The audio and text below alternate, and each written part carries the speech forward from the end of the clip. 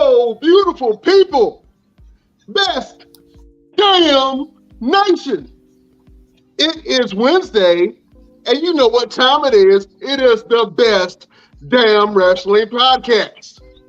I'm your host, Brian Renegade, and with me, I have the best damn crew. I have Mr. Boots the Asses, the king of the ring, the grapple expert. He does everything, and he is Mr. Everything, Victor Andrews. What up, fellas? How y'all doing today?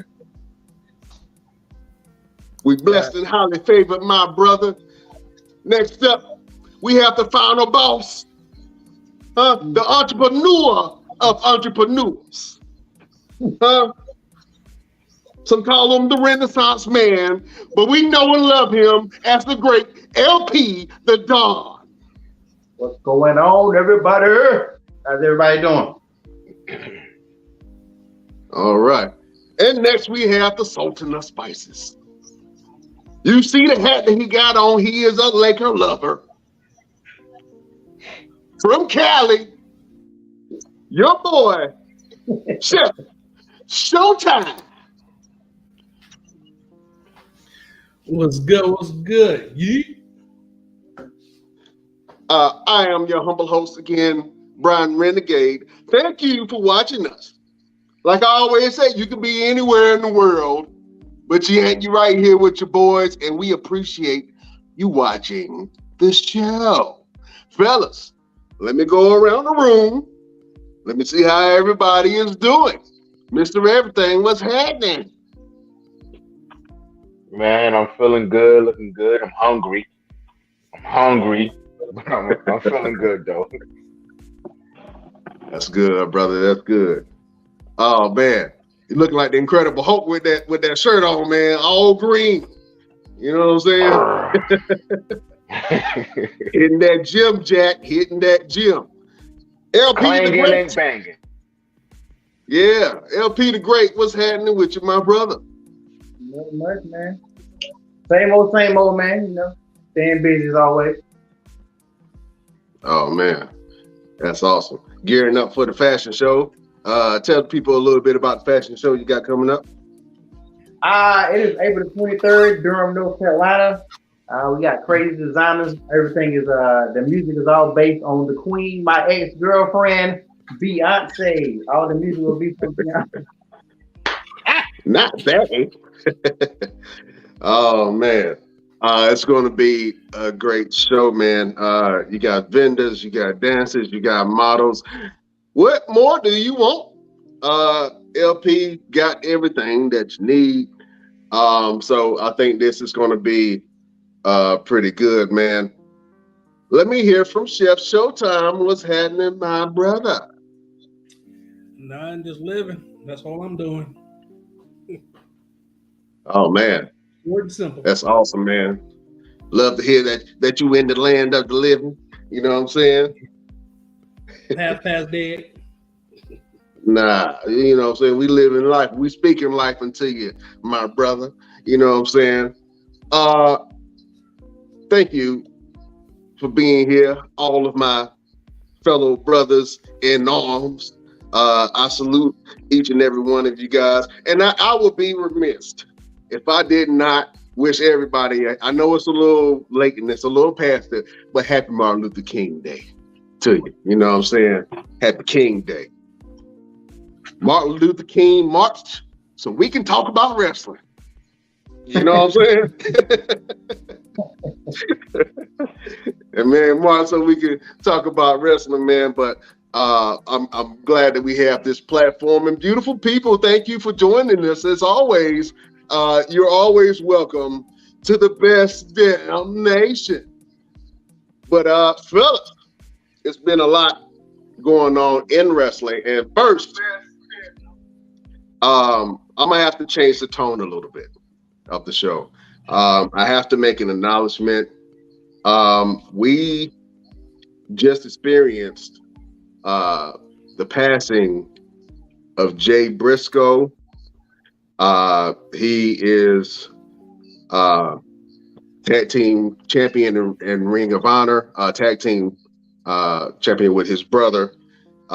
They're known as the Briscoe brothers. They are very respected in the industry, multiple time Ring of Honor champions. Everybody in the wrestling world is feeling Jay's passing. And unfortunately enough, today is his brother Mark's birthday. So to deal with the passing of a sibling right before your birthday is a little tough. I know a little bit about that myself. It's not my birthday, but my older sister passed away on my mother's birthday the day before that, and it's always hard. So I know he's going to be dealing with that grief for a while. The loss of a sibling is never easy. And he was a great man. A lot of people in the wrestling world have said great things about him and his character. And they really appreciate it. So we at the Best Damn Wrestling Podcast would like to wish the Briscoe family our deepest condolences.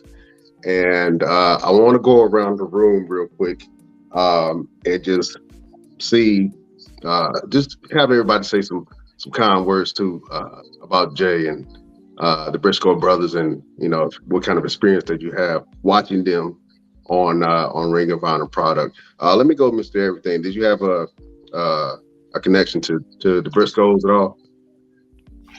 Yeah. I've had the opportunity to sit down and talk with these guys when I used to help out with Ring of Honor. Jay is one of those guys that will come up and try to help every guy out there. He would come up to you and say, "Hey man, what's going on?" Whatever. Like he was the type of guy, he didn't know no strangers. So he was a really good dude. As soon as I heard the news, I contacted CW, who's really good friends with them. And he was dealing with the way he was dealing with it. Contacted Caprice Coleman, and of course, he's really close to them, so he's dealing the way he dealt. Steve Corino as well, and then Jay Lee. I have not heard from Jay, but I'm sure he's dealing with it in his own way.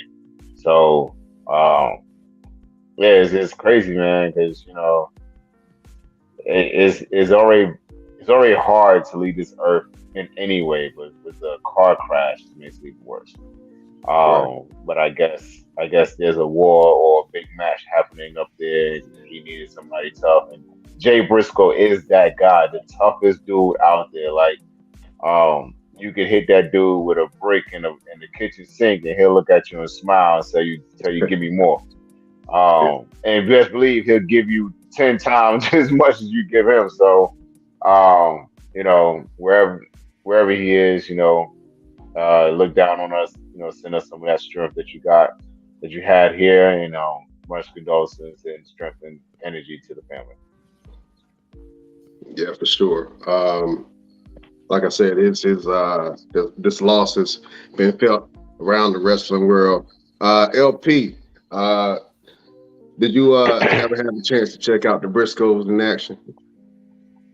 Yeah, it was funny because when I didn't have cable at the time, so I just had regular TV. So only wrestling I could watch at one point in time was Ring of Honor.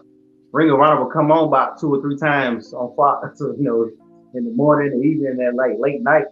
And the Briscoes always stood out to me. Like I really, there was a couple of characters that I liked in Ring of Honor, but they was to me, they was the stars of the show. Like they was two of the main guys. If they didn't wrestle, it was kind of like, damn, the Briscoes didn't wrestle. My niece, she was a big fan of them. That's how I really got onto them. But after all, my niece telling me about them. But yeah, they was dope, man. I always wanted to see them on the bigger stage like WWE, but I always felt like they didn't need it. I kind of felt like they were good where they were. Like I don't think they could have been the Briscoes anywhere else. So I do like the fact that they was. I've never seen them outside of Ring of Honor. I kind of think that they created that company pretty much, not created, but was a big stable part of that. Yeah, I was the same way. I had a period of time where the only wrestling I can watch was Ring of Honor, And I remember seeing a lot of stars. I remember the Briscoes did stand out as a tag team, and I always liked their style. I remember it was one time where the Briscoes were offered a WWE contract. And I remember, I think it was Jay that said, hey, man, the amount of money that they offered us, I could make that 10 times doing landscaping. And I just thought that was funny to me, man. A lot of people love the Briscoes. Chef, what was your impression that the Briscoes left on you? I wasn't really one of the Briscoes' biggest fans back then, but I understand like what he's going through because I lost 3 brothers, and I feel it, and it's a very emotional state. You know, like my last brother Paul, he died 13 days before my birthday, and I'm like, you know, I can get it. I know he's feeling it right now, but you know, I didn't watch the Briscoes that much. Yeah. They really had a style that I liked. They were smash mouth wrestlers. They were really talented, and I really liked the way that they did their promos, man. So the fellas at the Best Damn Wrestling Podcast are sending our condolences to the Briscoe family and also the Wrestling Nation. I know everyone is feeling a passing of this magnitude. The WWE did it in a really classy way on NXT, where they announced the passing of Jay Briscoe. I thought that was well done, even though the Briscoes never wrestled on the WWE product. But my hats off go and my heart goes out to the Briscoe family. So rest in peace, Jay Briscoe. Oh man, fellas, let's go ahead and change the tone a little bit. Let's go over to SmackDown on Friday nights on Fox, where we had a slobber knocker of a fight. We had Gunther versus Chef Showtime, your boy, Braun Strowman, and it was a hell of a fight. I want to go around the room and see what you guys thought about Gunther versus Strowman. Do you feel like the match delivered in what we wanted to see from these two?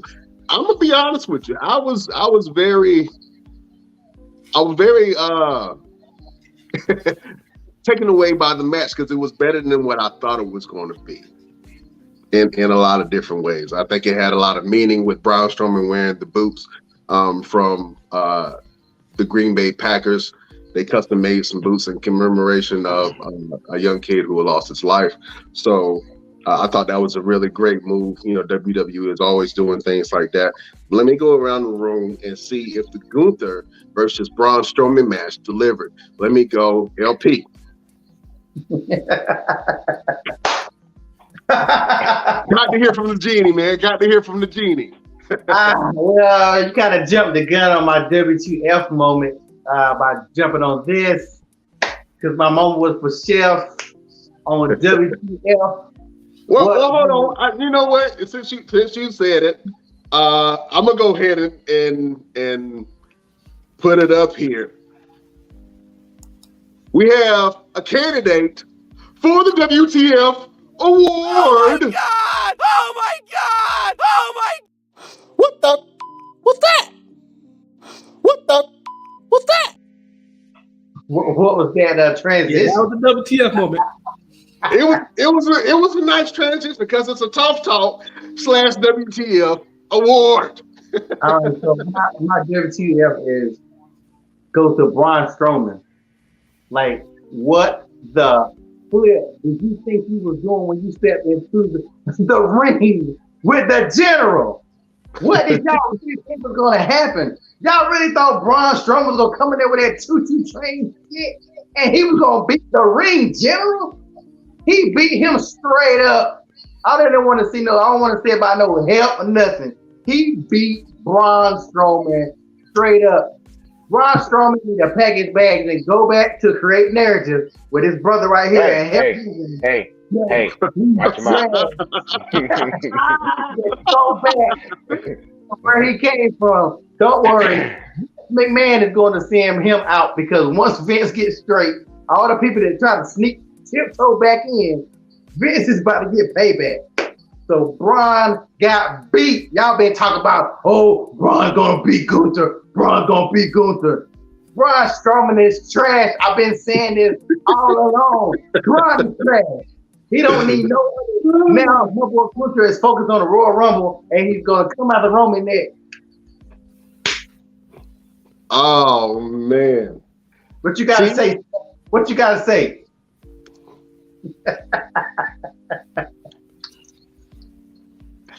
I told y'all that was a tough talk / WTF award moment. I knew it was coming, but it's okay.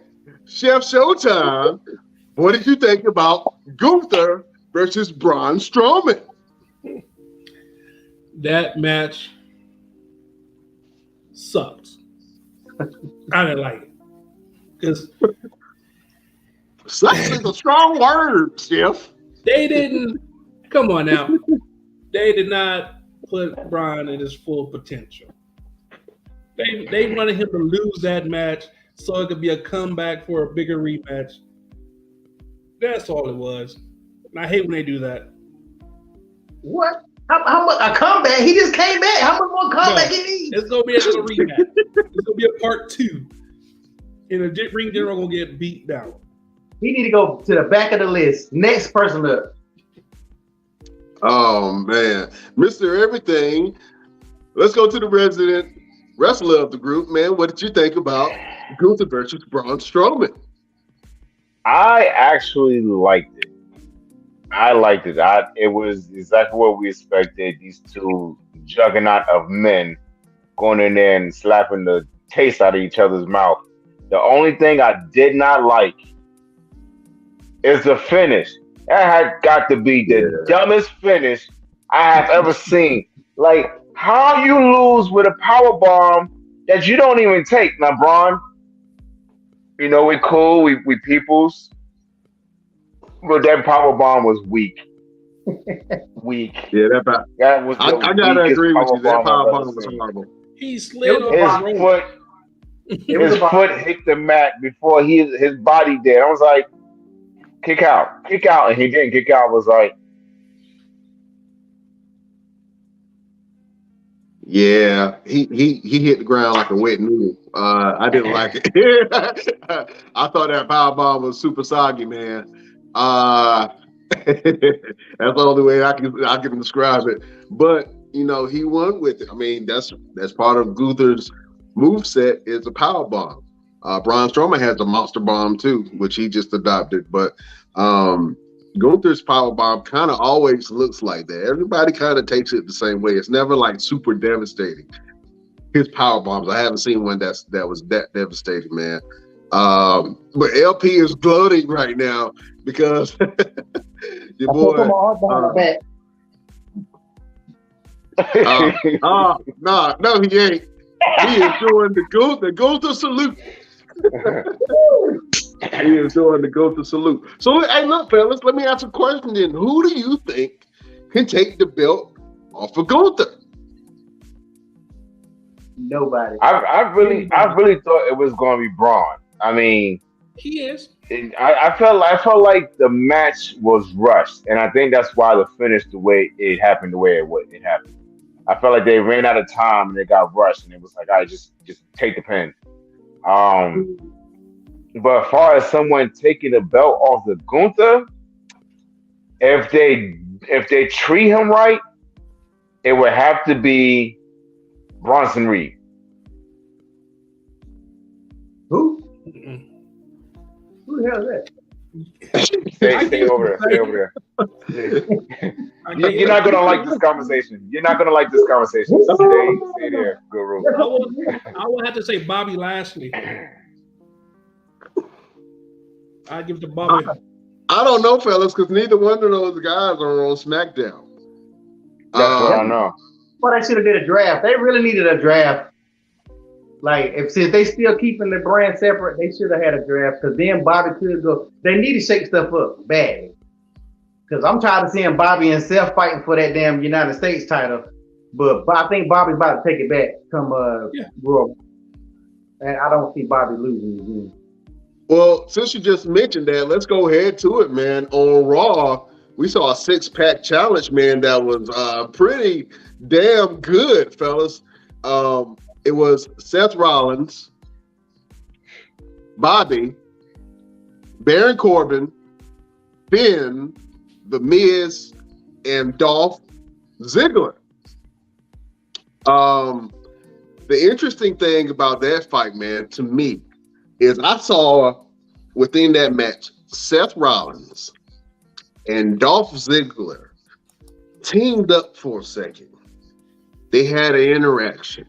And I was like, man, they look good together.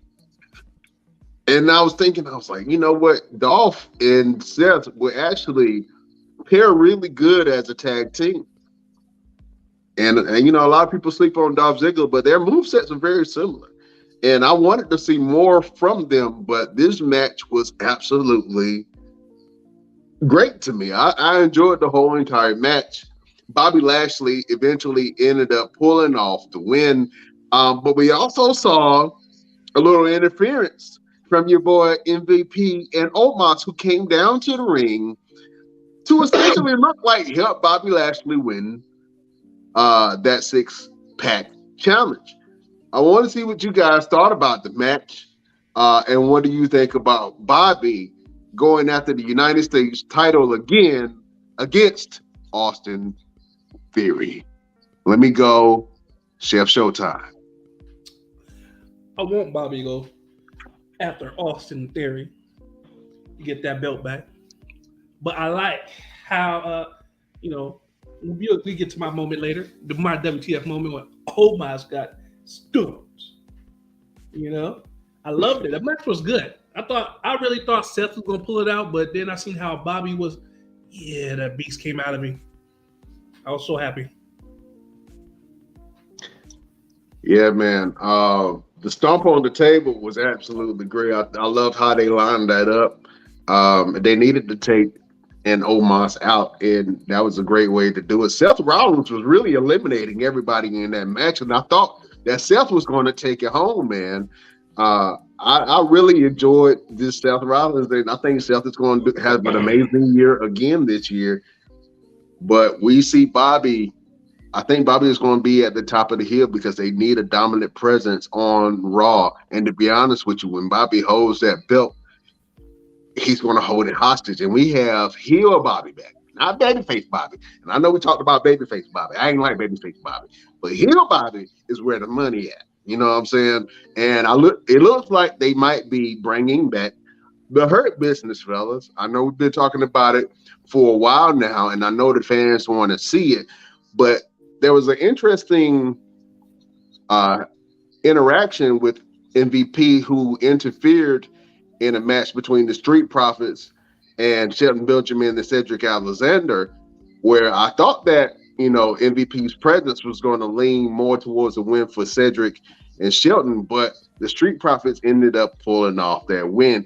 I'm going to say something a little bit later, but let me go ahead and get your thoughts about the elimination 6-pack challenge, because I think that the new Hurt Business might include the Street Profits.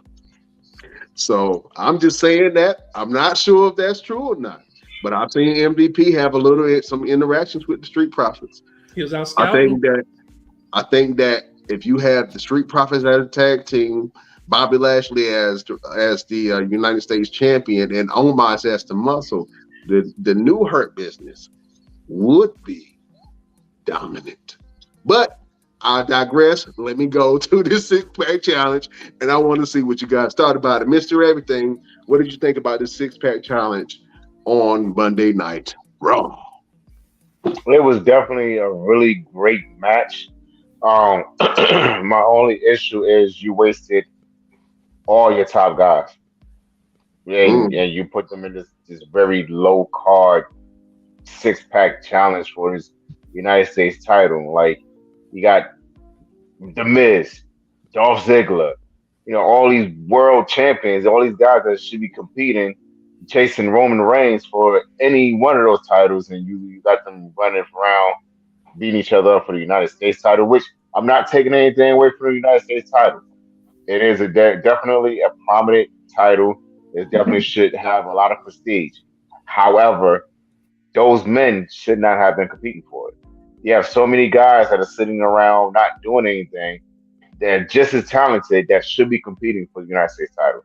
That could give Austin Theory a run for his money.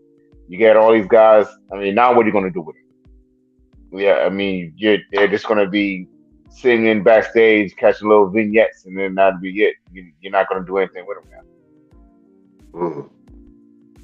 I think that this six-pack challenge gave all of those stars something to do. I mean, each one of them, Sean, Baron Corbin looked good within this match. Dolph Ziggler looked amazing as always. He's a workhorse. The Miz showed up and showed out in the match. Finn Balor looked strong. Seth Rollins was eliminating everybody, but Bobby was just dominant, man. I thought the match was good, and it really gave all of these guys who would have been in the back or had a mid-card match, all of these main eventers were in the main event, and I actually liked that part. Like I said, whenever a belt is held hostage, and Brock Lesnar did it a couple of years back when he held the belt hostage, just like Roman is. But the only difference is that Roman is essentially still the elephant in the room on both Monday Night Raw and SmackDown. His presence is felt even if he's not there because of the bloodline. And I think that writing is really good. I'm not sure how far they're going to go with it past WrestleMania, but I thought that the match was pretty good. LP, let me get your thoughts on the six-pack challenge for the United States Championship. I thought it was a good match, but I already knew who it was going to come down to. And it really wasn't I knew it wasn't going to come down to the Miz, Dolph. Like I knew that was not going to be like the last ones in it. So I enjoyed the match, but I knew where it was going to. I really knew Bobby was going to win. He didn't need no help. Bobby really should have just won. I really think that, and I know they're not going to do this, but to be perfectly honest, Kevin Owens needs to win the belt at WrestleMania. So then you got a belt on SmackDown, and now you got a belt on Raw. Seth Rollins or Bobby Lashley needs to start fighting for the big belt. You can't make that belt your main belt, and that's what they're doing. Like technically, Roman is a SmackDown guy, even though he's a SmackDown guy. So Raw doesn't even have a main belt, and they haven't had a main belt in a long time. So they're trying to force this title to be the main belt, and it's never been that kind of title. So it's a great title. It's probably the second best title. But I really hope, even though my boy KO, I truly doubt he wins, but they really need to let him win and bring Raw a belt, because Raw needs a belt like bad. So I mean, it was a good match, but you always knew it was great for him. And Bobby, and one more thing too, Bobby can't be. I don't want to see them to bring back the Hurt Business and Bobby have that title. Come on now, you can't. That'll be pointless. Yeah. Let me read some of these fan comments right quick. We got Victor Nash off of Facebook. He said the United States title is the most dominant title on Raw because there isn't a heavyweight title on Raw. That is true. I think that's why they're really pushing the United States title as a prominent title. But I like how all of these top-notch guys are fighting after essentially I don't want to say a sub belt or a number 2 belt, but this is a workhorse belt. This is for someone who's a dominant champion, a working champion. A lot of people like John Cena and AJ Styles and a ton more have held this belt and really put a lot of prestige behind the belt. But you know, I'm excited to see what more they do with the United States title. Chef, what do you think about the 6-pack challenge? it was an awesome match. You know, Bobby dominated. You know, the whole match. You see Seth do his normal routine, slide in, quick pin, put him out of there. You know, you seen the funny part about the whole thing to me was when Baron Corbin and Finn Balor was helping each other. Then Dolph Ziggler and Seth Rollins are being smart, started helping each other until they, you know, but that match was awesome. You know, but I already knew Bobby was gonna win that one. But I wanted Seth to win, but Bobby won, you know.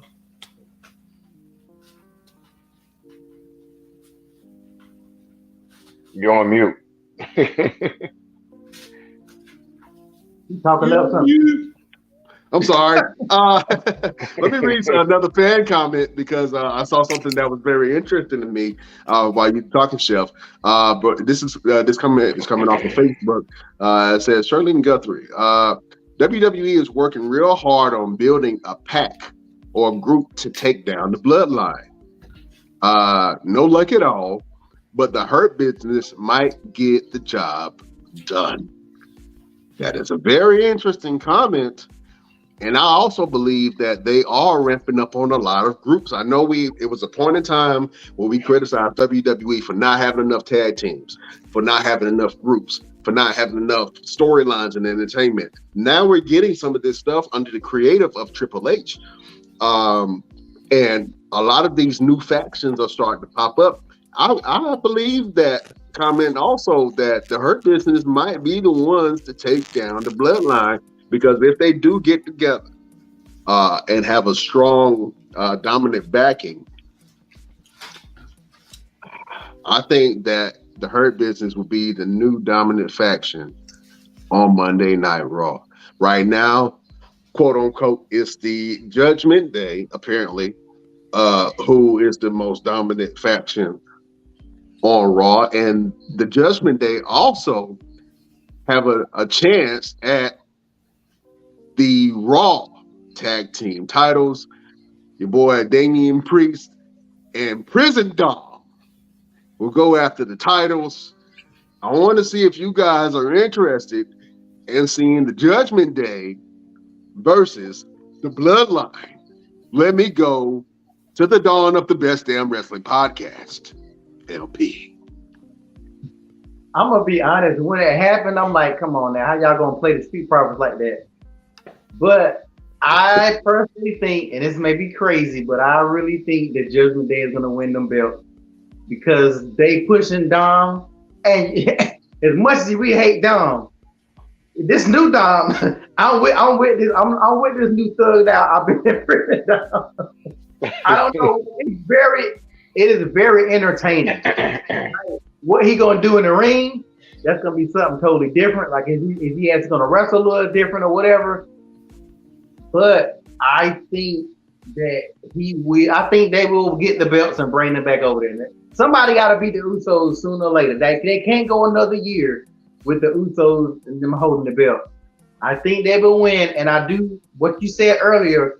I don't think that Shelton Benjamin and Cedric will be part of the Hurt Business. The Street Profits are more believable at this time. During the pandemic, when they created the Hurt Business, yes, but now Cedric has no character. He's just there. Like most people don't even look like a random person half the damn time. Like he has no character at all. Shelton Benjamin gonna be Shelton Benjamin. But you put the Street Profits in place of them two, the new Hurt Business is something. And then they'll get the belt that way. So Prison Dom, orderly. Is about to get that belt. Oh man, Don was like, he was talking to what's my man name? I want to call him Shorty G, but his name is not Shorty G, it's Chad Gable. And he was talking to Chad Gable. He was like, you know what they do? You have no idea what they would do to somebody like you in prison. Prison Dom is forever scarred. I don't know what they did to Dominic in that jail. And fellas, let's keep it 100. We black. We all know somebody that's been to jail or have been in the pen ourselves. at one point in time. Unless something dramatic really happened to you, you'll be okay when you get out. You know what I'm saying? But Prison Dom really spent 2 days. Well, excuse me, he went to the holding cell and then to prison and then got out the next day, apparently, in order for him to wrestle. But, man, he is changed. They made him watch his matches. They said they made him watch his matches? Yeah, that's right. As punishment? Oh, man. He getting over, though. He over right now. You gotta admit, right now, like, it's like I said, it's entertaining. I don't know how far it's going to go. If they win them belts, then we're going to see. But you really got to think about it. Just like the Usos said, the Usos have beaten every tag team. Somebody has to beat them and take the belts. I'd rather have been the Street Profits. That would have made more sense. But, and then you got to think, everybody talking about who they going to bring for Rhea Ripley and all that kind of mess or whatever. But if they have the Judgment Day, you still got 4 people. It depends on how they do with if they have the whole bloodline and them on each side. I'm not with this. They gonna bring Tamina or they gonna bring dude wife and all that, Naomi and all that kind of stuff. Rhea would smash Naomi. First of all, I'm sorry. I'm so sorry. Rhea would smash Naomi. If they really want to bring Powerhouse, even though she isn't that great, Tamina is to bring. Nia Jax, bro. Nia Jax. Don't nobody want Nia Jax. Nia Jax, she's Steve. Nia Jax has actually said she don't have interest in coming back to wrestling. I got to take up for somebody every once in a while. Don't say you gonna take. If she's not coming back to wrestling, then fine, I'll accept that. But it's hard not to admit that Nia Jax was a dominant force on WWE product for at least a good strong 2 to 3 years. She had no choice. She was out there beating people up. Exactly. She was hurt. She was beating people up. But you know what? She held Becky Lynch into stardom. She busted her face into stardom. Becky Lynch still would have been Becky without that bloody nose. Oh no, once that happened, that skyrocketed her whole career, man. From that point, the man character was getting over. But it didn't super get over until that image was posted everywhere. And then people's perception of Becky started to change. Oh, she's a badass. Oh, she got a busted nose. Like, I've never seen somebody get punched in the face and had a broken nose and blood splattered all over their face and somebody say that they're a badass. Usually it's the other way around. But that really skyrocketed her career to a whole nother level, to a point where that image of her face and the broken nose was being printed on t-shirts. It's kind of hard not to acknowledge that. But I understand what you guys are saying. But if the bloodline wanted to be super dominant and bring a dominant female person in, I would definitely do a Tamina or I would do a Nia Jax. But for the star power, give me Naomi. No, Naomi's not gonna. They're not gonna let Naomi beat Rhea. They not. To be honest, we don't know that though. Because if she does go into the bloodline, it's a level of. If she goes into the, they let Liv be champ. What you mean they won't let Naomi beat Rhea? They let Liv Morgan be champ. That's all I gotta say. I personally don't think I don't think they're adding to the bloodline because they already trying to. After a while, they're gonna start trying to figure out a way to get out. Y'all gonna start adding members. What needs to happen is Rhea needs to go ahead and be tough and Solo give her some damn thumbs like he was about to do and shut all this mess down. I'm tired of Rhea jumping in these men's face. Then what happened to the last female they brought for the OC? What has she done since she came back?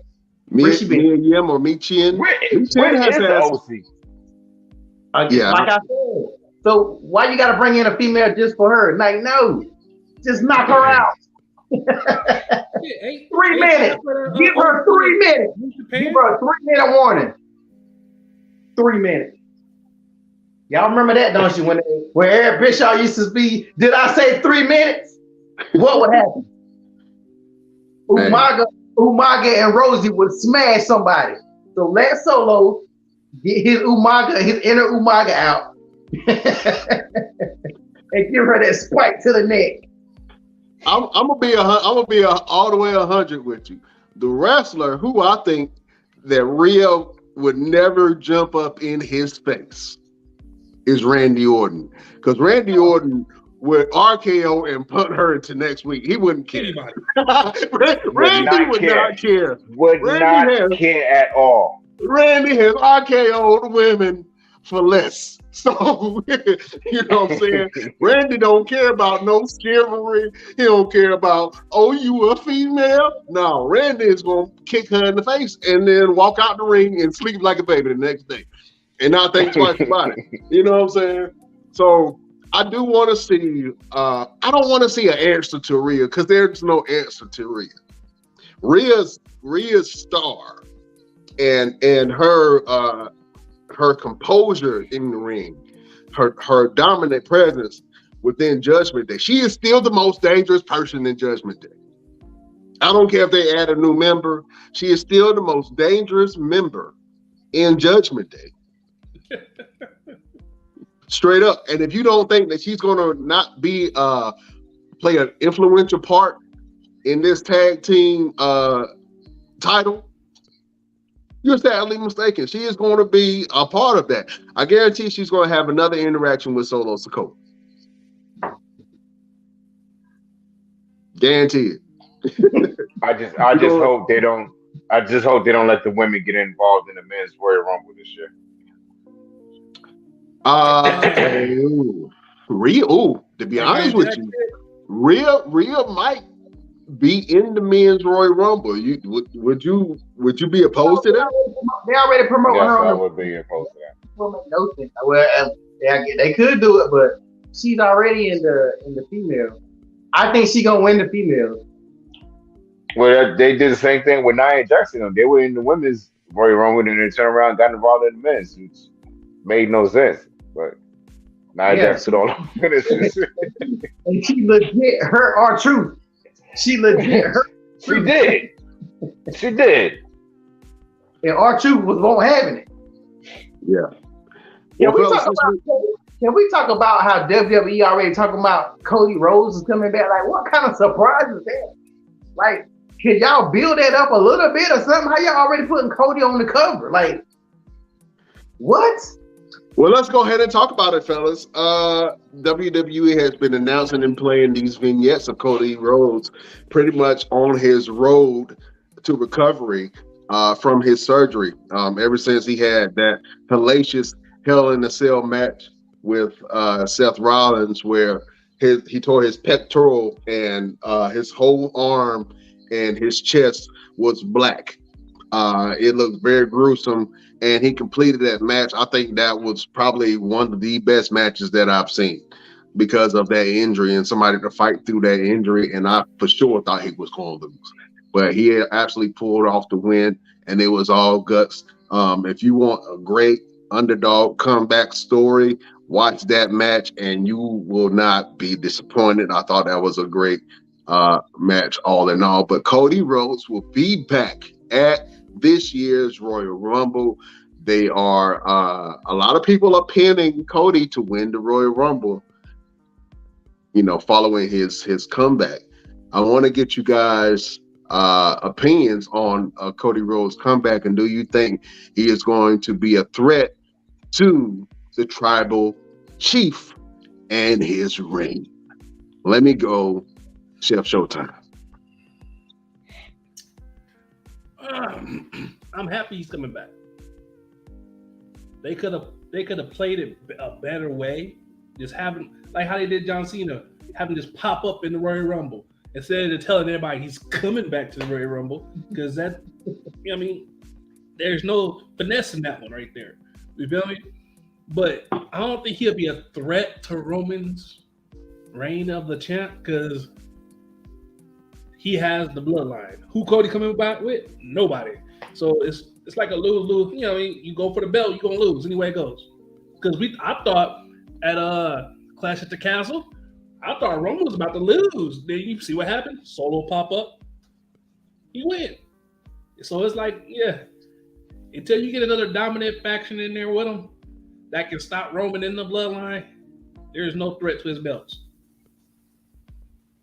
Oh man, LP, what did you think about Cody Rhodes coming back, and do you think that he's a threat to the rest of the Raw and SmackDown roster? I wouldn't say a threat, but they not Cody Rhodes did not come back to the WWE to be Intercontinental Champion or to be US champion. Like I pretty much Cody came back to get the belt he never could get before because he wasn't even close to that status. He's a champion now. So you can't bring Cody Rhodes back and think he's gonna fight for the hardcore belt. Like he's either gonna take the belt off of Roman or he'll get it eventually. Like, but he did not come back, for second fiddle. I'm gonna be interested to see how they do the Royal Rumble because I personally think Sammy's gonna win it. I'm sticking with that. Even if it comes down to Sammy and him, like I think it's gonna be very interesting. But I do think that whoever wins the Royal Rumble is going to be interesting to see if they're going to go, what belt are they going for? Are they going to call a specific belt, or are they going to say they're going for the undisputed? Like, have they really said that? And I mean, have y'all heard? Have they really been like when they haven't said it? So, what's going to happen? What if somebody wins it and then Roman be like, "Hey, you didn't win both belts. Which one you want? I ain't giving you both." Like, if they're not saying they going for both belts. I think whatever brand you on, like if you're on Raw and you win, he probably give you the Raw belt. Or if you're on SmackDown, you got the SmackDown belt. I think that's what he's gonna do. If he do lose it, but I don't no time soon. I don't think he's going to lose it at all. To be honest with you, it's going to be kind of hard to see Roman without those belts. Both belts, please. He gonna have both belts for a while, man. Mr. Everything, what do you think about Cody Rhodes coming back? Like everybody else is saying, they're kind of spoiling it. With all the vignettes of, I understand you want to give an update of how he's doing with injury. He does look really good, but I mean, I'm not excited. I'm not excited anymore. And if he comes back to the Royal Rumble, I don't think he should win because you're pretty much pinning him as to win with all the vignettes and saying, oh yeah, he's coming back, he's in great shape. Yada yada yada. He's come back to finish what he started and all this other bull. I don't know. And if we don't have Cody Rhodes to win, it has to be Sami Zayn. I don't care what nobody else says. It's going to be Sami Zayn. It's not going to be Cody Rhodes. What is Cody Rhodes going to be doing as far as that? I really feel like Cody's going to be the one to take the Intercontinental title off of Gunther. If he doesn't win the Royal Rumble, he will be the one to chase Gunther for the belt because that's the belt he's supposed to be getting before the injury. So that'll be a very interesting match. Very, very good clash of styles. And of course, I'm still sticking with Sami Zayn for winning the Royal Rumble. If he's the first one to get eliminated, I'm gonna do something crazy. I don't know. I'll let y'all decide what I'll do. Oh man, I love all of these passages. Bobby Lashley's kid. I was just kidding. I want to do the Bobby Lashley's kid. Hey, look, I love all of these passengers on the Sami Zayn train. Welcome aboard, fellas. You know what I'm saying? I've been the conductor of this train for a while, but welcome aboard the Sami Zayn train. We're going to do a transition over to the KO versus Sami Zayn match because I thought that was a really great storytelling. It was a great match all the way around, where I thought Sami was going to pull off the win, and then we saw the introduction of the Bloodline at the end of the match after the wise man Paul Heyman told Sami Zayn that the Bloodline would not be ringside. So the Bloodline surprised Sami Zayn and came into the ring right when he was about to hit his finishing move, the Helluva Kick in the corner against KO to win the match. And the Bloodline interrupted, jumped in the ring, and beat down Kevin Owens. I thought that whole segment, honestly, why they did that. I thought that match was great, first of all. I thought it was rumored because I did want a clean finish, but I understood why they did that because they needed to still keep Kevin Owens strong. They didn't want Kevin Owens to lose momentum going into this fight with Roman Reigns, and they didn't want Sami to lose, so that was the best way to kind of do that. Even though a lot of people did want to see a clean win, I'm glad it happened that way because they kept Sami strong as a character, and they kept KO's momentum up, and they protected that by having the Bloodline come in and interrupt this match. Let me go over to the Best Damn Nation and read some of these comments. KO is facing Roman Reigns for the Undisputed title at the Rumble. I'm not really excited about that. Like we talked about it a few minutes ago, I don't think that KO is going to be able to take the belt off of Roman. But if he does, I think that LP really wants to see that happen. You want to see your boy KO win. Let me see. Yes, Cody is a threat to Roman. He's been training with KO and Cedric Alexander to help him get back in shape. And also, Cody Rhodes has been seen doing some training with Carmelo Hayes and Joe Gacy of NXT. Very interesting training partners, man. And I think Carmelo Hayes has been training with a lot of people. The boy is good, man. I can't wait for him to come up to main roster, but I'm not sure what they're going to do with the Carmelo Hayes. But I'm excited to see where they go with that. But Cody, man, I think Cody is going to have a good year if he stays healthy. If he stays healthy and he's really evolving the character that he has, I think Cody is poised to do some great things, and eventually he will become champion. Go ahead, LP. I was trying to find an image online, but I couldn't find it because I know Raw, they showed the image of the Royal Rumble, and they show like Cody in the front and only four people, maybe like 4 or 5 people on there. And I don't think Sami was in that graphic, if I'm not mistaken. And the Royal Rumble is what, in like a week? Is it a week? Yeah, next week. Yeah, next week, yeah. Yeah, so that means they haven't even announced. You know how normally they let people know they'll show the full graphic. So I'm interested to see what they're going to do Monday. And I know Monday, they got a whole lot of mess going on next Monday. So I don't know how they're going to do that on Monday. But they haven't even said, they haven't been doing the whole, is Sami going to be in the Royal Rumble or not? Or Roman saying, get in the Royal. Like, they got to do something between this Friday and Monday.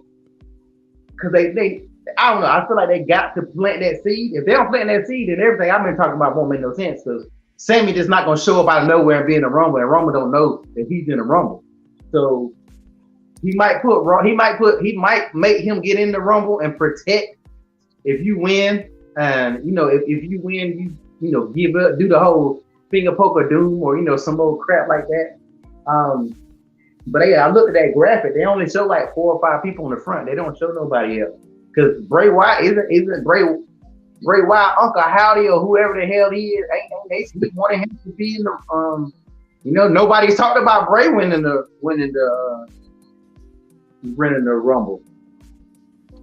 I don't think that Bray is in the Rumble because he's in the pitch black match with LA Knight, which we still really don't know what that is. But Bray Wyatt put out a strong, stark message to LA Knight that when the lights go out, you better run. And I believe that I hope he introduces the Fiend, or if he just comes back as himself and just really dominate in the match. But I think it's going to be really interesting. Also, the Uncle Howdy character has been influencing Alexa Bliss lately in bringing out her dark side. And so now we have Alexa Bliss versus Bianca. And I'm gonna go. Let's go ahead and start doing some predictions real quick for the Royal Rumble card. So I'm gonna go around the room. You guys tell me who you got, and we're gonna go back and write it down and see who was right. So Roman versus KO. Who you got, Mr. Everything? Roman Reigns. All right, Mr. Everything is going with your tribal chief. LP, who you got? Roman versus KO. I'm gonna stand on my island by myself, And I'm gonna take KO. Oh man. Yeah, it's gonna be lonely on that island. You want some water? Oh man. Chef Showtime, Roman versus KO. Who you got, my brother? He throws. He got Braun Strowman. I'm pretty sure he's gonna say your tribal chief. Told you, your tribal chief, Roman Reigns. I know, Chef. I knew he was gonna go with your tribal chief. Me myself, I have to go with your tribal chief, Roman Reigns. I mean, I don't see KO winning this, man, at all. But it's gonna be a good match. Trust me, and believe me. So Bianca versus Alexa. Chef, who you got? Bianca. All right. You got Bianca, the EST. LP, who you got? Bianca versus Alexa. This is a hard one. Like I got Bianca, but they trying to make it believable that old girl can win, but she can't. Even if she had the power of Jesus Christ, she really couldn't beat Bianca. The way they even trying to make it look. I'm gonna stick with Bianca, but I really feel like they're gonna do that bullshit and make it Alexa. But I'm gonna stick with Bianca. All right, man. Mr. Everything, Bianca versus Alexa. Who you got? Alexa. Ooh, okay. All right. I really feel like Uncle Howdy is gonna be the involvement in that match, and Alexa is gonna take it up. What he gonna do? Stand there in the shadows again and be like, I'm not sure. I think he's like the Peanut Man. What was his name? Mr. Peanut. Mr. Peanut to the top of that. I'm like Bianca, yoke her. All you had to do was yoke her. Who gives a damn if he was standing there in the smoke? Yoke her on them chairs. But see, at the same time, you know, Bianca, she was standing looking and kind of like a shock. And that's what turned Alexa to be able to take over and put her down. So I really feel like if he shows up again and Bianca goes into shock, like, what is this and what's going on? That's going to be her downfall. She's not focused. She's not focused right now. What's going to happen? Uncle Howdy going to pop up. Alexa going to lose, and that's when the Dark Alexa is going to come out. That's when she's going to transform after that loss to Bianca. Mm-hmm. Man, we got a comment from the Best Damn Nation that says Bianca gets distracted too easy. I think she does, man. She sees something, she just get struck like a deer in headlights, man. I definitely believe that. Fellas, let's go over to this pitch black match. We got Bray Wyatt versus LA Knight. Chef Showtime, who you got? Bray Wyatt. All right, you got the Eater of Worlds, Bray Wyatt. Mr. Everything, Bray Wyatt versus LA Knight. Who you got your money on? It's going to be Bray Wyatt. Oh, for sure. I love LA Knight, but I don't think this match is going to happen. I don't think this match is going to happen. No, they got money behind this. It's going to happen. You know what I'm saying?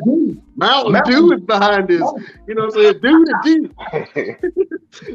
Mountain Dew is behind this. That match is happening, Jack. That is a paid sponsored match. They making that match happen. I don't see a dominant win out of neither one of these guys. It's going to be pitch black, and all we're going to see is nothing.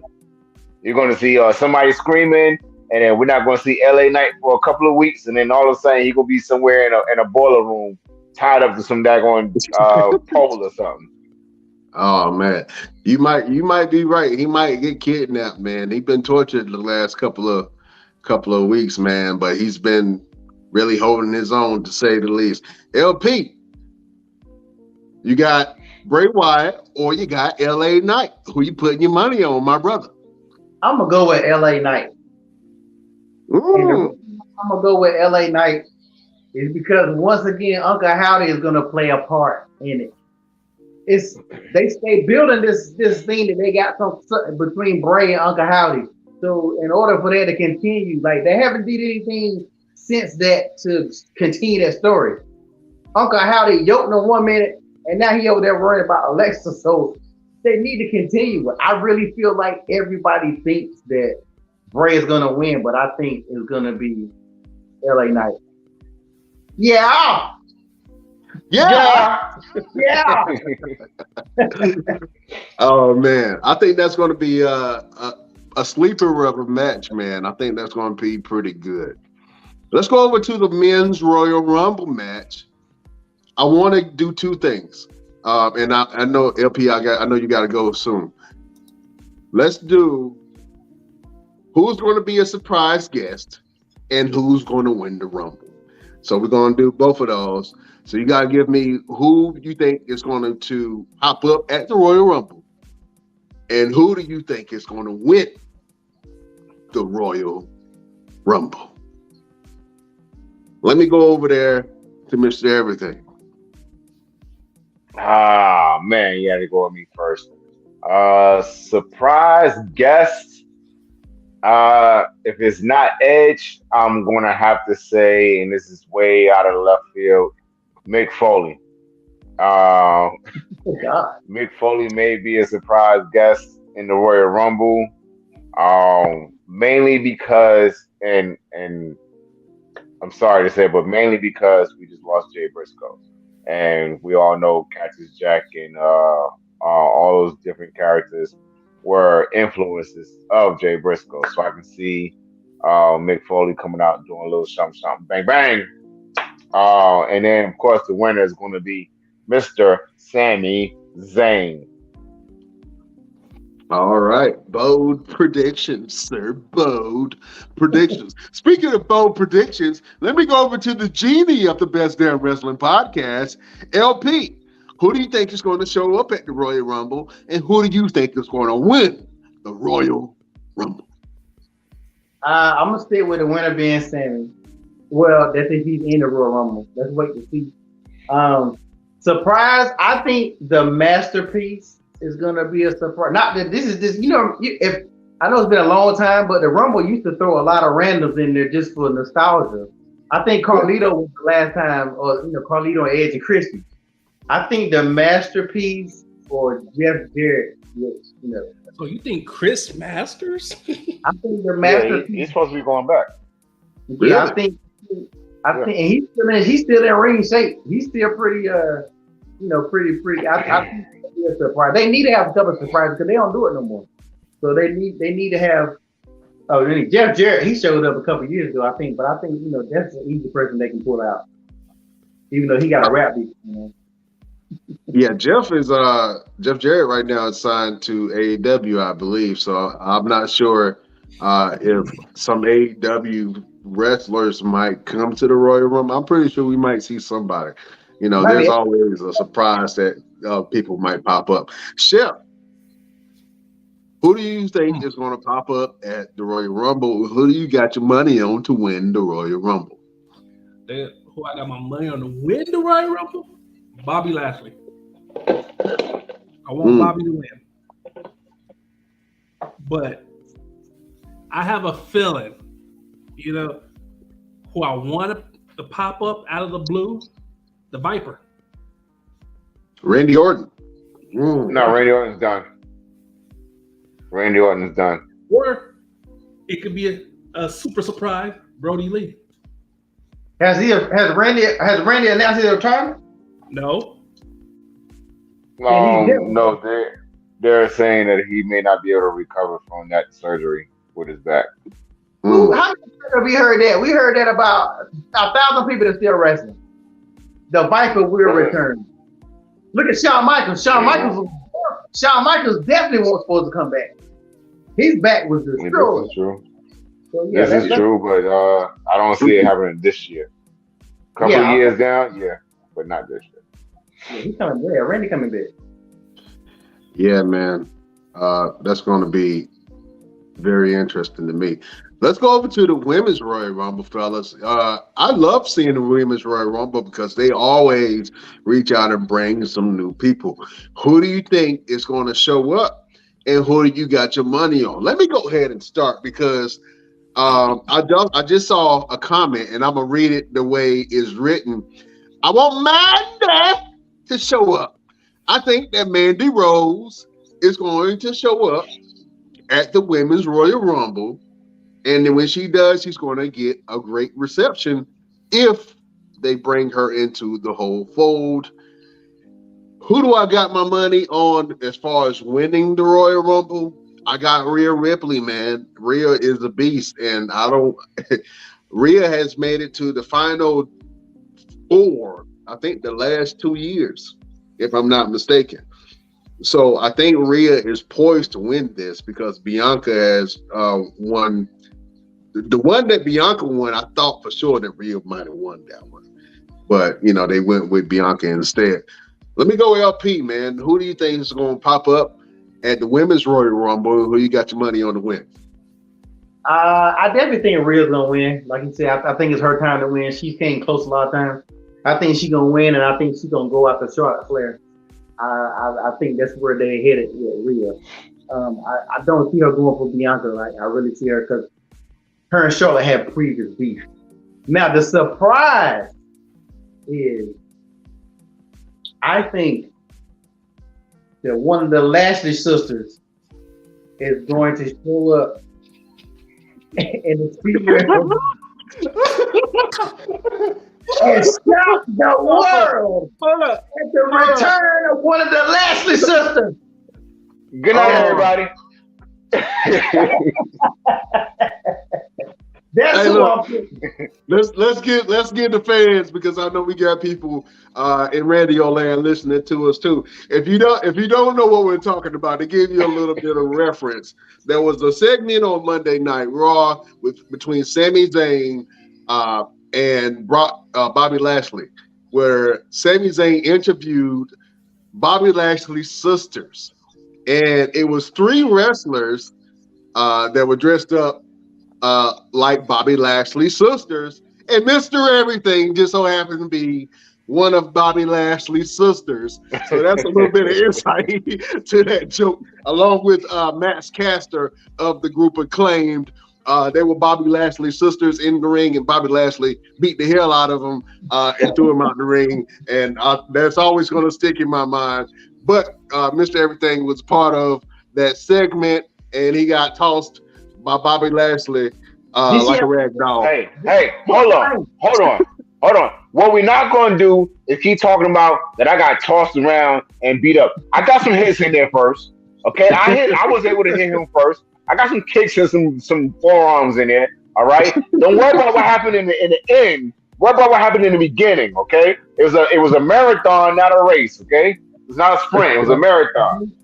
If it's not the Lashley sisters, then I think Santina. What was the name? Santina. What was the female name? He gonna show up. Santina. Wow.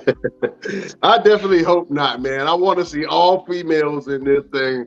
I think that I did like the Santina thing when Santino Morello came into the Women's Royal Rumble as one of his old characters that he came up with in parody to Beth Phoenix while she was in the ring.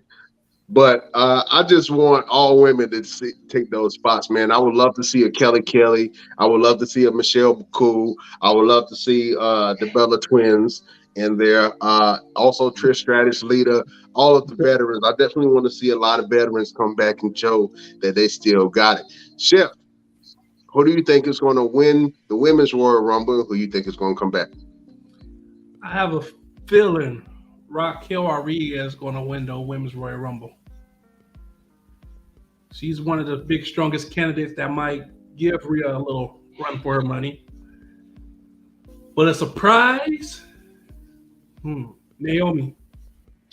Naomi. Come on, Naomi. I can see Naomi coming back, man. Since we know that Sasha Banks will not be coming back, or what's the name now? Mercedes Moné.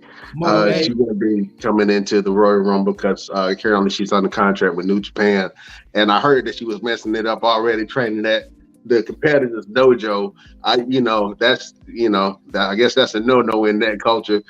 But we'll see how long that lasts. I can definitely see her coming to AEW soon. But I think that some of you guys are right as far as who's going to win that, which is Rhea Ripley. I don't see anybody else that's strong enough to be able to win the Royal Rumble, other than maybe hold on. Beth Phoenix. We got one more. We got one more that you guys haven't even thought about. Beth Phoenix. Carmella. Nah. She could be a surprise return. Nah. And she could be a surprise return. And between Bayley and Becky winning the women's Royal Rumble. Dewdrop. Shit, I got Liv Morgan taking it all in. Oh man, Liv Morgan. Watch me live. It's gonna be, Oh man, I really can see Beth Phoenix showing up, and if it come down to Beth Phoenix and Rhea. I would like to see that. I'm gonna be honest with you. I really would like to see that happen. Well, fellas, let's go ahead and get into some of these segments, man. It's been a lot of moments in wrestling, so we got to go to your boy LPZ, and that's your boy LP. What was your best damn wrestling moment? Oh man, the best moment I would actually say was on Raw, and it was the promo that the Usos did with the Judgment Day. Like the vibe of that really made me want to see this match when I previously didn't care. But like the Usos really just let them know, like, you know, we don't beat everybody. Like we not worried about you guys at all. That's why I kind of feel like they pushing the Judgment Day more than they push any other tag team that has went against them. If you really look back, they have, other than the New Day, when the New Day did their try to break that streak. But anybody else, they just wrestle them and then that's it. They win a chance to wrestle them. Like they're really pushing this Judgment Day. So that's why it was my best moment, because I feel like the Judgment Day is possibly can pull this off. I'm just wondering if the Judgment Day winning, is it gonna be 3 people holding the belt or 2 people holding the belt? Like, are they gonna let Finn Balor be a part of it, or is it gonna be, you know what I'm saying? Like, I hate when they do the 3-person thing, but I think the Judgment Day as 3 people could win, because Finn apparently can wrestle now. So, That's going to be interesting to see. I definitely do want to see them be able to interchange between, just like how the New Day did when they had Big E. They were interchanging themselves, and I thought that was really interesting to be able to do something like that, where you could switch off members in a tag team title match. So I would like to see that from Judgment Day if they do win it. I know LP, you said you didn't want to see it, but to be honest with you, I don't know how I feel about Prince and Dom being tag team champion, man. So we'll see. Best Damn Nation, we gotta say goodbye to Mr. LP. Real quick, tell the people what you got going on and where can they find you, LP? all right, follow me on Instagram, One Click Photography Shoot. You can see everything I got going on right up there. All right. We salute you, sir. Thank you, my brother. All right. So, fellas, listen, man. Mr. Everything, you had an event recently, sir, that I would like to for you to introduce to the people, man. You had an experience in North Carolina wrestling. Can you tell the beautiful people what happened? Absolutely. So the next clip you guys will get ready to see would be a highlight of my recent wrestling match in Selma, North Carolina, with my manager, Superstar Rome, my son, 7 years old, spectacular talent. We went out there and stepped in the ring against those amazing, talented guy, TDT. So this right here is Mr. Everything versus TDT at DCW No Remorse. All right. Let's watch this. Superstar Rome, weighing in at 182 pounds, from Brooklyn, New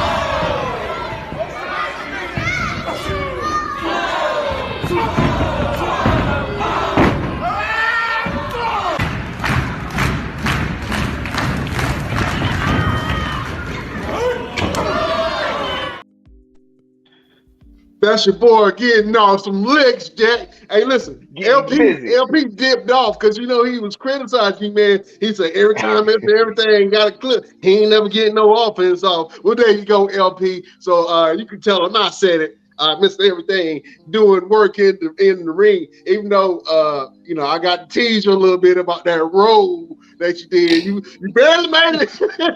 You barely made that fool roll, but it looked good. Yeah. Don't worry about that part. It was after. Don't worry. See, you're worried about the wrong stuff, man. What about the after? When I got back up, I was hitting him. I was getting him. Yeah. It ain't ballet, brother. It ain't ballet.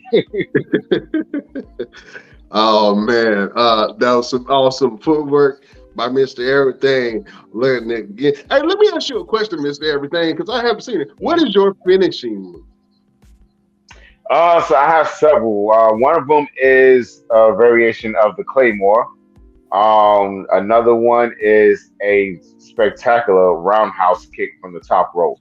It is when I first told someone, I said, yes, a roundhouse kick from the top rope, they was like, how you gonna do that? And then when I actually did it, I'll send you a clip so that way you can show that to the best damn nation.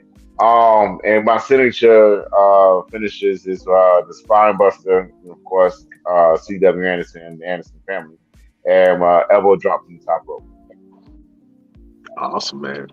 Yeah, if you can, man, go ahead and post some of them clips of you finishing cats off with your finishing moves to the best damn page, and man, I'll share it with the nation, man, so they can see you get down and take some people's heads off. You know what I'm saying? Absolutely. Awesome, man. Well, we love seeing you in the ring, man. We are looking forward to many more this year. Before I go ahead and end the show, I want to do something new.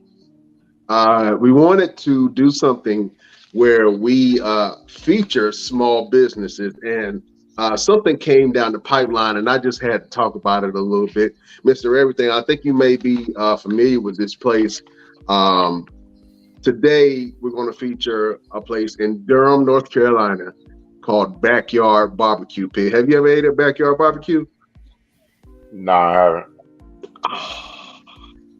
Well, sir, since you haven't ate at Backyard Barbecue, today we're going to feature Backyard Barbecue Pit in Durham, North Carolina as our best damn business.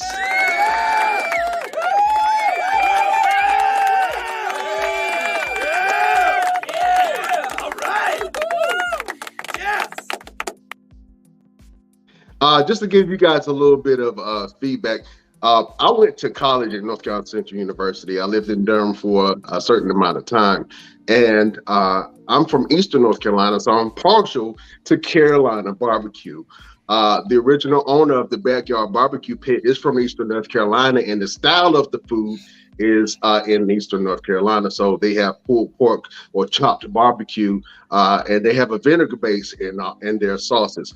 Backyard Barbecue, they also give you these huge ribs that meat just fall off the bone, but the rib is about the size of my forearm. I think they take these from a bronchiosaurus, some kind of dinosaur. They're huge, man.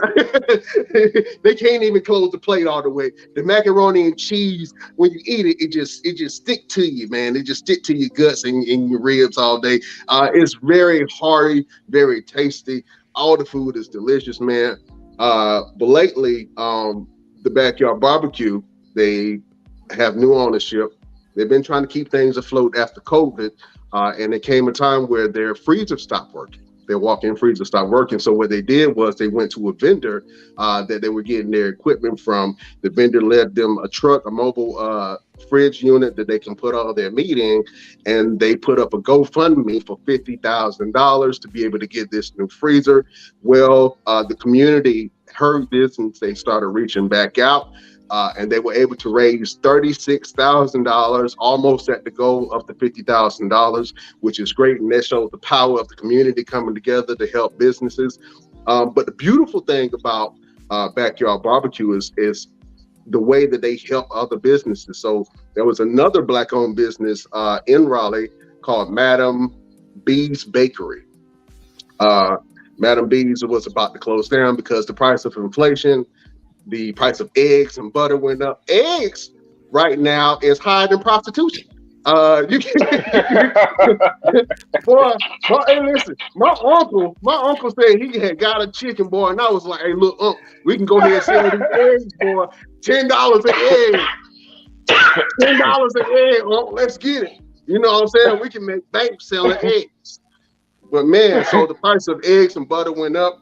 They were having some hard time trying to keep the doors open, and Backyard Barbecue stepped in. They said, "Hey, Madam B's Bakery, we're going to make you our main distributors for desserts," and also they gave them $1,500 to help them with business experience.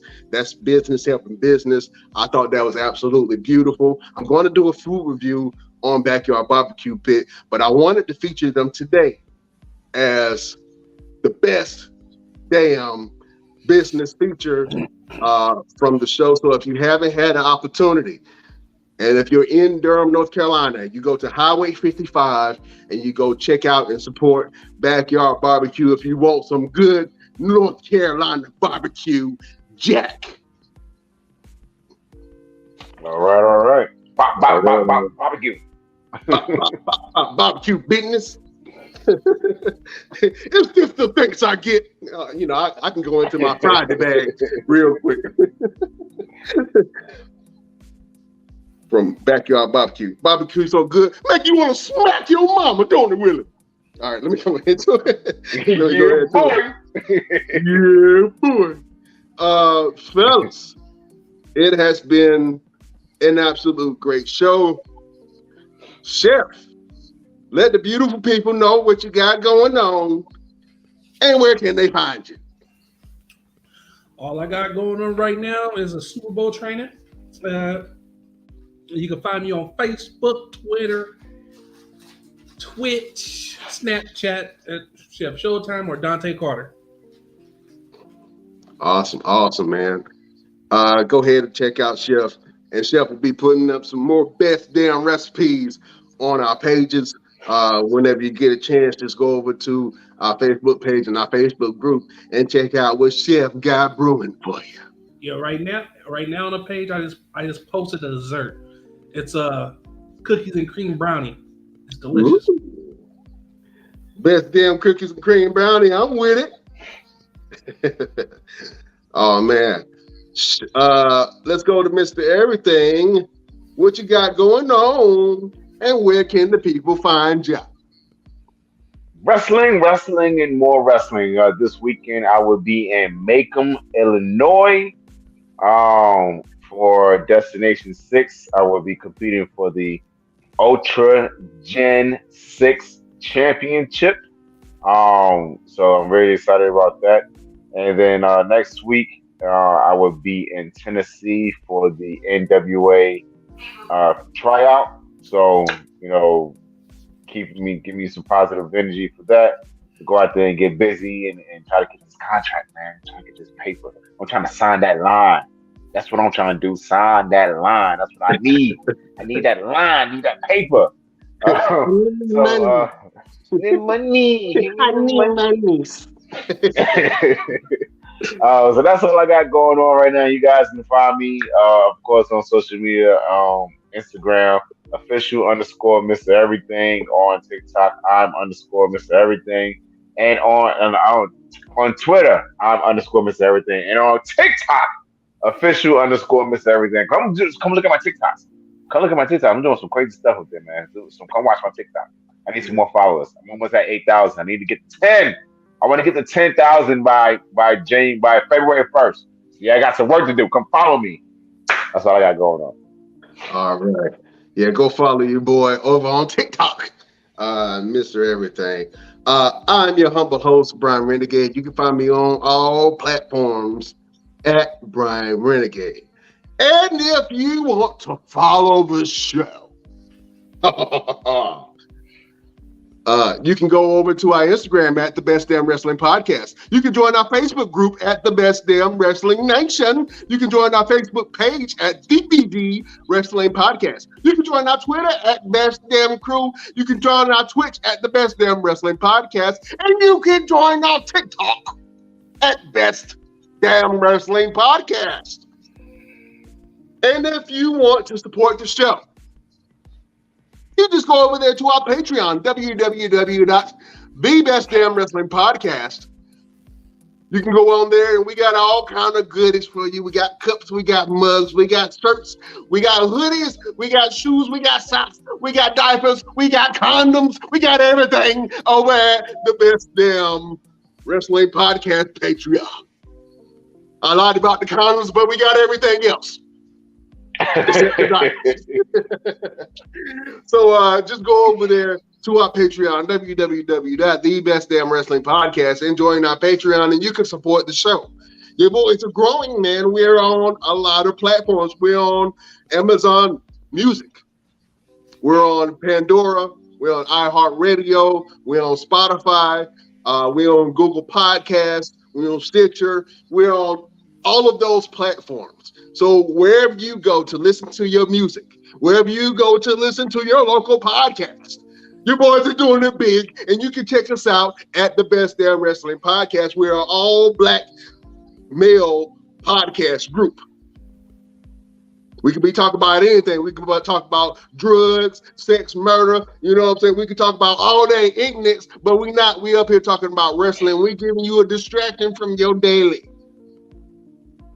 You know what I'm saying? You can see some controlled violence in wrestling.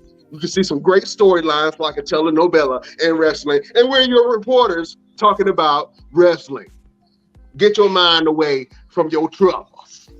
You know what I'm saying? So join our Patreon. Support your boys. Support our growth. We got big things happening this year. We got new interviews coming for you. We got new segments coming for you. And I'm so excited about this whole thing.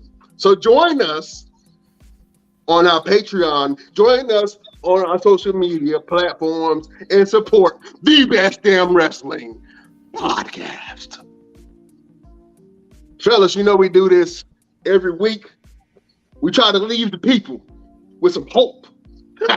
Since Martin Luther King Day passed, I'm gonna go ahead and get into my picture bag. We try to leave the people feeling good about themselves. Feeling connected with the families. You know what I'm saying? So, fellas, let me go around the room and let's give a final word for the people. Chef, do you have a word of advice for the beautiful people?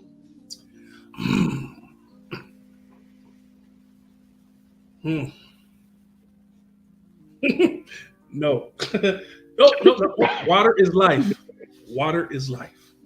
Water is life. Man, that's some good advice. I ain't gonna say no and then give a gem like that. Huh? Lies. The lies you tell, sir. Water is life.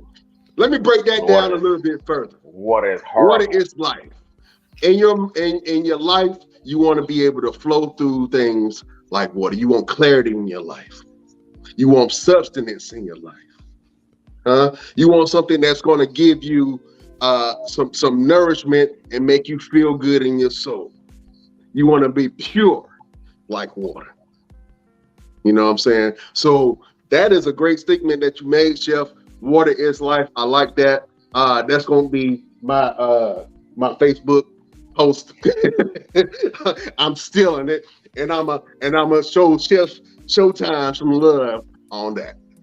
Beautiful quote, Chef. Beautiful quote. Mr. Everything, what do you got for the peoples? Yeah, just hug somebody today. That's all I really got. Time is short. I just realized it's been 21 years. 21 years since I've been out the military. Blew my mind. Blew my mind. Time is short. It's moving fast. Hug somebody today, and be good to each other. Most certainly, man. Most certainly, that is some great news. Just hug somebody. Be a friend to somebody. If somebody is going through something, it's okay to listen. It don't cost you nothing to listen. You know what I mean? Sometimes listening can really save people's lives. I worked in mental health for years. I still work in mental health. And I've had conversations with people who are on the brink of suicide, and I was able to talk them down from killing themselves. And man, it's deep. So if you're feeling something, if you feel like you need to talk to somebody, just reach out to somebody that's willing to listen to you. You know what I'm saying? Or if somebody calls you, man, pick up the phone, because you never know what somebody might be going through. You know what I mean? Sometimes just sitting down and listening and talking to somebody can make all the world of difference in somebody's life. So be that inspiration and be that role model, and just take time out of your life to take time for the people who you love and who care about you. You know what I'm saying? And I guess my advice would be appreciative of everything that you have, but don't settle. You know what I'm saying? Be appreciative of everything you have. Be grateful for everything that you have, but never settle. You always want to keep changing. You always want something good for yourself. You always want to put yourself in a position where you'll be able to take care of yourself, your family, for the rest of your life. I think the new theme of this year, man, is abundance and flexibility. So I'm wishing abundance and flexibility to all the brothers here at the Best Damn Wrestling Podcast and all of the Best Damn Nation. Fellas, woo, that breathing. You know what I'm saying? We up here preaching today, huh? That's why we got this platform, Jack, to be able to speak to the peoples, the best damn peoples. Listen, it's been a great show. Beautiful people, Best Damn Nation. We will see you next week on the next Best Damn Wrestling Podcast. Fellas, I'll see y'all next week. In America, they say goodbye. In Europe, they say farewell. And in France, they say we bid you